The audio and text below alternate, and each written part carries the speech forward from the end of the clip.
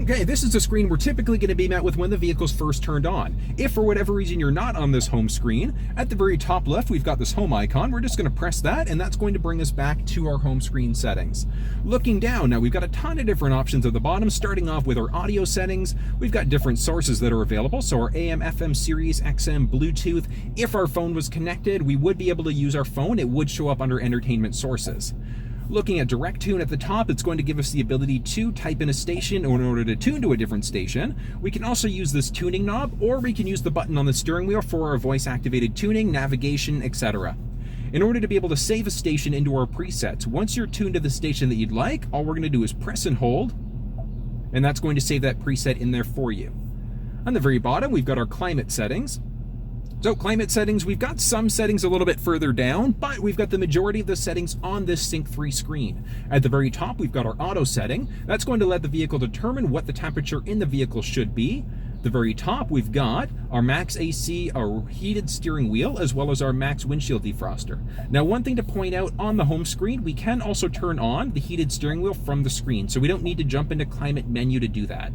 This is going to be our power button. That's going to turn the system on or off. We've got our dual zone climate control as well, so it can be different in the driver and passenger side. One thing to note is that the second you start to adjust it on the passenger side, it's going to highlight dual.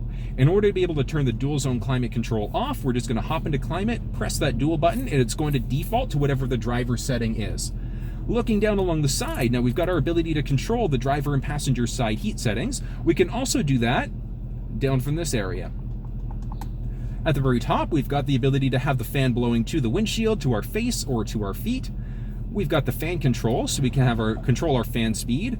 At the very bottom is our air circulation button, so that's going to, with the button on the way it is right now, it's going to circulate cabin inside of the, it's going to circulate air inside of the cabin of the vehicle.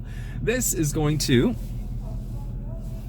okay, the very bottom button here is going to give us the ability to circulate air inside the cabin. So with this button turned on, it's going to circulate air inside the cabin. With the button turned off, it's going to pull air from outside the vehicle in.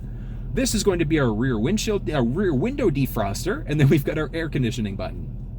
Looking at our phones, as you can see, no phone's connected. It is very straightforward. Now, one thing to note, it's the same in iPhone as it is in Android. So what we're going to do, add phone. Search for your vehicle on your device and select it once it is found. Going to pull out your phone, and in a second, we're going to notice something at the very bottom. There we go. So as you can see, Ford Mustang has popped up. So we're just going to select Ford Mustang. Confirm that the pin displayed on Sync matches the pin displayed on your device. Okay, and as you can see, 084564, so the numbers do match, so yes and pair. For your safety, please stay alert to changing road conditions and use Sync's voice-activated features while your vehicle is in motion. There we go. Now, one more thing that's going to pop up on your screen. Do you want to allow contacts and favorites to sync? Absolutely. That's the reason why we're hooking the phone up, so we're going to, yes, say allow. Now, a couple other things to point out. 911 assist, I do recommend keeping that one turned on. And the reason why, with it turned on, if you're ever in an accident, your vehicle will automatically dial 911 for you. Automatic contact download, yes, if we ever update our contacts, we want the vehicle to automatically pull those in for us. Now, as you can see, we've got a ton of options. We've got contacts, my phone, text messages, etc. Jumping into our apps now, I do have a music app installed on my phone. It's LiveX Live on my phone. You also can use Spotify, things like that, directly through the center screen as well. So one of the beautiful things is that it lets you control these apps directly through the vehicle rather than having to use it on your cell phone. Looking now into our general settings, we've got phone settings, which it's going to give us a ton of options now. So we've got the ability to look at text messages, manage our contacts, view our devices, and this is where we would go in order to be able to delete a device. So very straightforward, we can either add in multiple devices, we can look at our currently connected device, we can either disconnect or remove. Very straightforward, let's hit yes to remove. And as you can see, it's removed the device, moving back into phone. As you can see, my phone is now disconnected from the vehicle, so it's very straightforward. Coming into navigation, so the 401 version of the Mustang will have built-in navigation. It is factory nav. One thing to point out, when an update is needed, you either need to download the update yourself, or when your vehicle is in for service, have a technician install it for you. In order to be able to use navigation, very straightforward. All we're going to do is start typing in an address, Make sure you give yourself a little bit of time in between each character, and the reason why is because it's automatically going to complete that address for you. So we've got that address selected. We can do a couple things. If you constantly go to the address, so if it's one that you normally go to, we can save it as a favorite, or we can just start. Obey traffic laws, be alert, and use voice commands while driving. Please proceed to the highlighted route, and then the route guidance will start. There we go. So as you can see, we've got our route now that's activated. In order to be able to cancel the route, we're just going to hit this X button and cancel. So very, very straightforward. Cancel the route, should take a second. There we go. And bring our control screen back up and jump into our menu. We've got a ton of options here: screen view, traffic, navigation settings, things for like map preferences. So POI icons would be the big one. Do you want things like coffee shops and gas stations to show up? Route preferences, let's go up there for a sec. Route preferences would be our big one. So do we want the fastest, most eco-friendly, or the shortest route? And then at the very bottom, we've also got the ability for our map to avoid freeways, toll roads, tunnels, car trains, etc. So if you have a preference, if you don't like driving on toll roads, you can set that up. And when the navigation's created, when your map is created, it's going to make sure that it avoids toll roads for you. Navigation preferences are just our guidance prompts. So as a turn is coming up, what happens? So we've either got a voice and tone letting us know, strictly a voice, or just a tone. So really a matter of personal preference.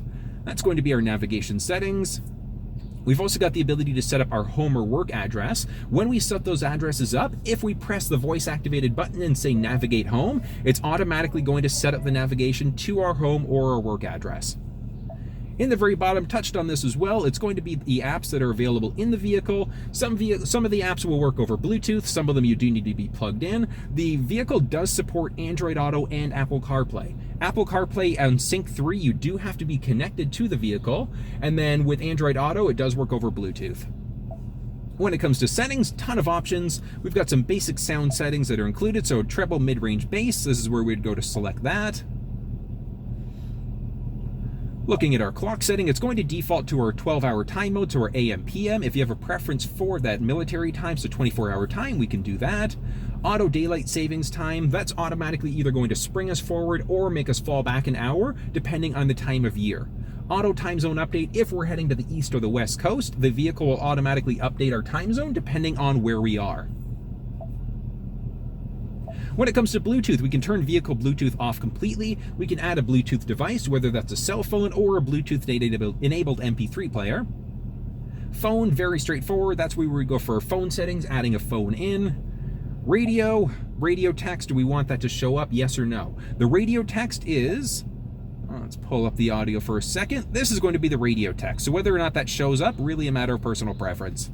911 assist, I do recommend keeping that one on because if you're ever in an accident, the vehicle is automatically going to call 911 for you. Navigation, we've already been in those navigation settings earlier. A couple other things, we've got some mobile apps. Mobile apps, there are certain ones that will work through the center screen. A couple of them being the Waze app, which would be the big one. So for navigation, if you don't want to use the built-in factory navigation.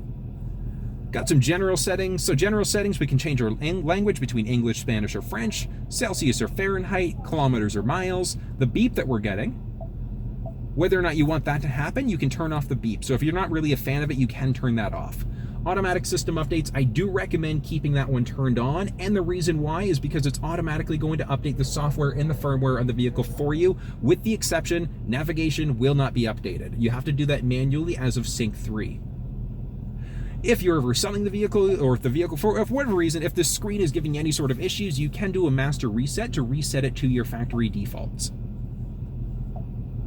As I mentioned, automatic updates, make sure you turn that one on. You do need to be connected to Wi-Fi at home or connect to your cell phone in order for it to automatically update for you. Forward Pass Connect. Now the vehicle is equipped with an onboard modem, so you can use it as a hotspot for up to 10 devices. You do need a third-party data plan, so in Canada it would be on the Bell network in order to be able to use this setting. But once you're set up, it's very straightforward. All you would do is connect to the vehicle on your phone and you're set to go. Vehicle. Now we've got some settings that are also available. Nothing too crazy. Camera settings, onboard modem serial number. Our display, we've got a couple options, so we can turn the display off completely. So if you have a preference of driving without that display on, we can do that. Touch the screen to turn it back on. Background, we can change the look, and we've got a few different modes. So we're currently in our daytime mode right now. So auto will let the vehicle decide whether it's in daytime or nighttime, depending on how bright it is outside. But I personally love the nighttime mode, so I do recommend, I love blue, and that's the reason why I would always keep it on this nighttime mode. But again, matter of personal preference, you can set it to auto, let the vehicle decide for you if you'd like. Into our voice control settings, we've got a couple options. Advanced mode is going to give us not as many notifications and warnings as we make different things, different prompts in the vehicle. I'll give you an example here. Let's change the radio station for a second. Tune to 94.9. Tuning to FM 94.9. Okay, so here we got a confirmation letting us know that it's going to change the station for us. Now let's turn advanced mode on and try that again. Tune to 97.7. Hey, nothing. No message whatsoever, but as you can see in a second, it's changed to 97.7. So it's changed the station for us, and it just hasn't given us as many prompts. So I do recommend keeping that one on. Phone confirmation, do you want to call this person? Yes or no? I do recommend keeping that one on. Voice command list is going to be this list here. Does it come up? Yes or no? Really just a matter of personal preference. And our valet mode is the last one on this list. 4-digit PIN essentially is going to lock the screen out. So if we do something hard, like a 1111, don't use 1111, make it more challenging, but what it does is it locks the screen out. So now you can't access anything in the vehicle until you enter that 4-digit number again, press done, and it's unlocked everything for us.